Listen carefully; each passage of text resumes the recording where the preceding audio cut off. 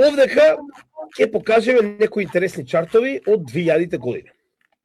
Ова се коини, односно се извинувам, акции кои што постоеле во 2000 година и да видиме како се понашале во 2000 година и кога почнале да прават профит.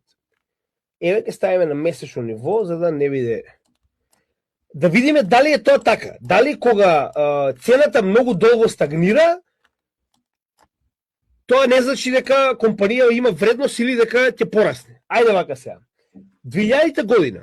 Во 2000 година цената на Амазон паднала до 2001 година 95, не, се извинувам, повеќе, се извинувам. 95%.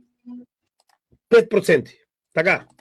Сега овдека ние имаме дополнителни падови пред да стигне до претходен all-time high. Уште еден пад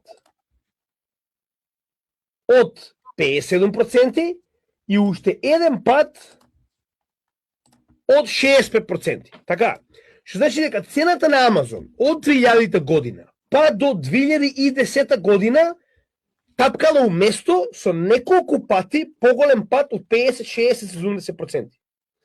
Дали Амазон имал вредност? Да. Каде е цената на Амазон сега моментално? Имал ли вредност Амазон? Имал. Не е само Амазон. Ајде и погледнеме други. Еве да погледнеме Google. Google цената му тапкало место од 2007 година до 2012 година. Значи Google 5 години цената била катастрофа. Односно од 2007 година и финансиската криза, цената на акциите на Google се коригирала 67% и останала во таа корекција неверојатни 59 месеци. Колку bear маркети се ово криптопазаров? 5 години биле на истата цена пред конечно да стигнат ваму. Ај сега да ја прашам вака.